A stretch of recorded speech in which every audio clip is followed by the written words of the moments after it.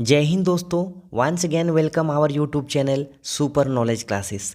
आज के top 20 question लेकर फिर हम आप सभी के सामने आ चुके हैं और आज का क्वेश्चन बहुत ही इम्पोर्टेंट होने वाला है, तो वीडियो पर अंत तक बने रहिएगा साथियों। और आपने अभी तक अगर इस चैनल को सब्सक्राइब नहीं किए हैं तो चैनल को ज़रूर सब्सक्राइब करें, ताकि आने वाले समय में इसी प्रकार की सेशन, इसी प्रकार का लेक्चर आपको मिलता रहेगा।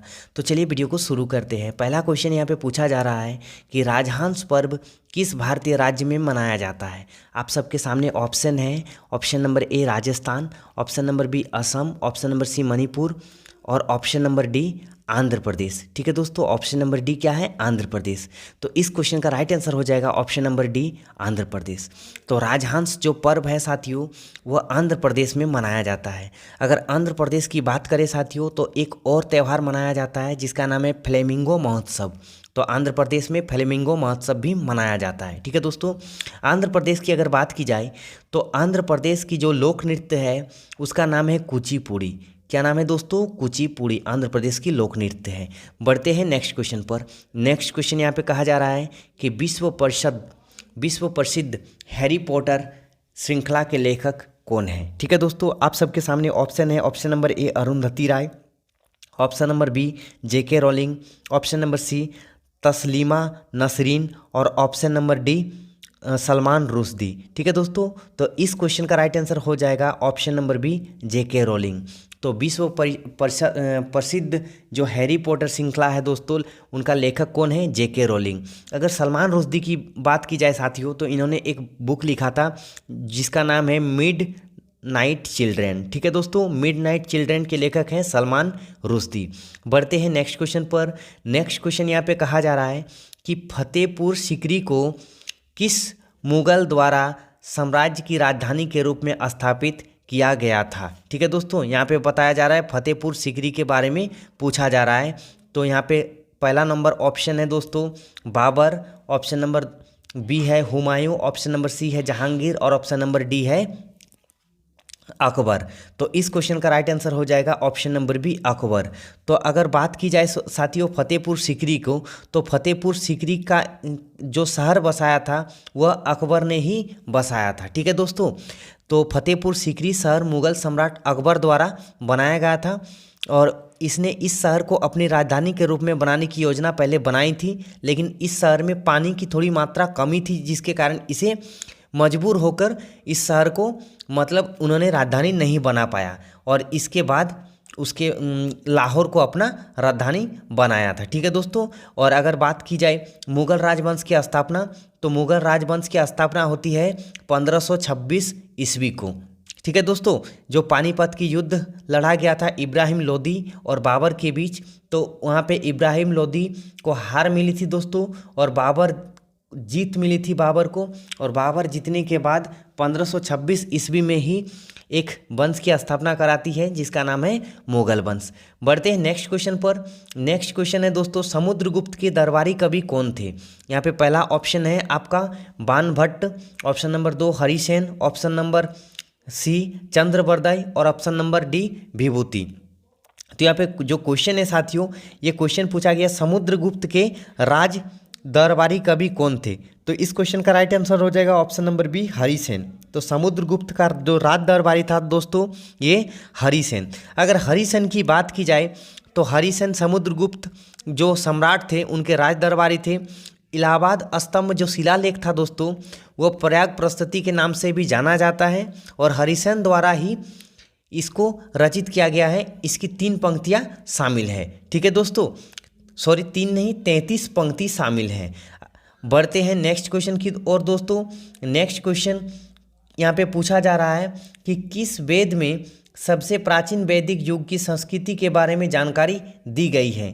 तो यहाँ पे पहला नंबर ऑप्शन है option number A Rigveda, option number B Yajurveda, option number C Atharvaveda और ऑप्शन नंबर डी सामवेद। तो आप सभी को पता है वेद कितने प्रकार के होते हैं? 4 प्रकार के।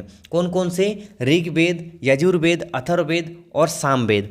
और सबसे पुराना वेद की बात की जाए साथियों तो ये है ऋग्वेद और इसी में सबसे प्राचीन वैदिक युग की संस्कृति के बारे में जानकारी दी गई है। ठीक है दोस्तों, इसके मंडल की बात की जाए ऋग्वेद की, तो ऋग्वेद में कुल 10 मंडल है और जो तीसरा मंडल है वो तीसरा मंडल में गायत्री मंत्र का उल्लेख है। ठीक है दोस्तों, याद रखना है। अगर यहाँ पे बात की जाए साथियों यजुर्वेद की, तो यजुर्वेद का जो ब्राह्मण ग्रंथ है उसको तैत्तिरीय शतपथ भी कहा जाता है। ठीक है दोस्तों, और बढ़ते हैं नेक्स्ट क्वेश्चन पर। नेक्स्ट क्वेश्चन यहाँ पे पूछा गया है कि माण मिट्टी उत्तर प्रदेश के किस भाग में पाई जाती है।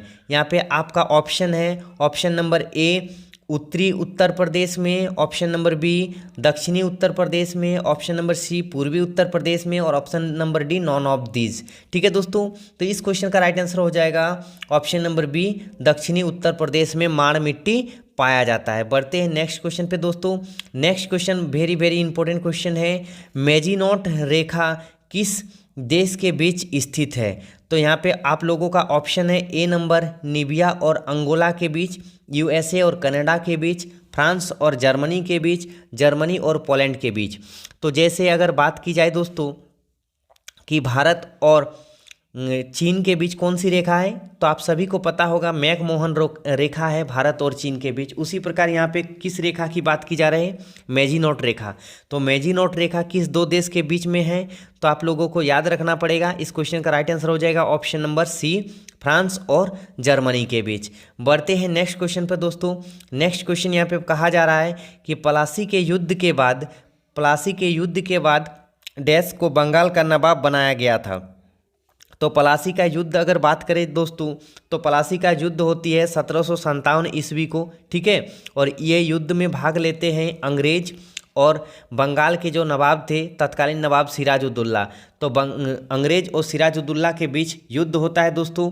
और यहाँ पे जो आपका मीर जाफ़र है, मीर जाफ़र ने गद्दारी कर देता है अंग्रेज सिराजुद्दौला के साथ, और अंत में अंग्रेज को इस युद्ध में जीत मिलती है दोस्तों। और उसके बाद जैसे यहाँ पे कंडीशन रखा गया था, उसी कंडीशन के आधार पर मीर जाफ़र को यहाँ पे नवाब बना दिया जाता है, अगला नवाब बंगाल का। तो इस क्वेश्चन का राइट आंसर हो जाएगा मीर जाफ़र। ठीक है दोस्तों, बढ़ते हैं नेक्स्ट क्वेश्चन पर। नेक्स्ट क्वेश्चन यहाँ पे पूछ रहा है कि कौन सा राज्य म्यांमार के साथ अपनी सीमा साझा नहीं करता है। ठीक है दोस्तों, तो अगर बात करें यहाँ पे म्यांमार देश की, तो म्यांमार देश की जो राजधानी है उसका नाम है नई पीता। याद रखना है दोस्तों, नई पीता। और म्यांमार के साथ अरुणाचल प्रदेश भी सीमा साझा करती है, मिजोरम भी करती है, मणिपुर भी करती है, और कौन नहीं करता है दोस्तों, सिक्किम यहाँ पे नहीं करता है। तो इस क्वेश्चन का राइट आंसर हो जाएगा सिक्किम। तो यहाँ पे कहा जा रहा है कि म्यांमार के साथ कौन सा राज्य भारत का सीमा साझा नहीं करता है, तो सिक्किम यहाँ पे सीमा साझा नहीं करता है। तो आप मैप के थ्रू इस क्वेश्चन को देख सकते हैं। चलते हैं नेक्स्ट क्वेश्चन पे। नेक्स्ट क्वेश्चन का यहाँ पे आंसर आप सभी को बताना है साथियों, वेरी वेरी इंपॉर्टेंट क्वेश्चन है। निम्नलिखित में से किस शासक ने जीतल नामक तांबे के सिक्के जारी किए थे। ठीक है दोस्तों, इस क्वेश्चन का आंसर आपको लगाना है और कमेंट बॉक्स में चिपकाना है। ठीक है दोस्तों, ताकि जब मैं नेक्स्ट वीडियो बनाऊं तो आपका नाम लेकर मैं बता सकूं। तो देखते हैं कौन इसका सही आंसर दे पाते हैं। तो दोस्तों आज के लिए बस इतना ही। मिलते हैं नेक्स्ट क्वेश्चन के इसी तरह के सेशन लेकर हम हाजिर होते रहेंगे दिन प्रतिदिन, और आप लोगों का तैयारी बेहतर होता रहेगा। तो चलिए मिलते हैं नेक्स्ट वीडियो पे, तब तक के लिए बाय, टेक केयर, जय हिंद, जय भारत।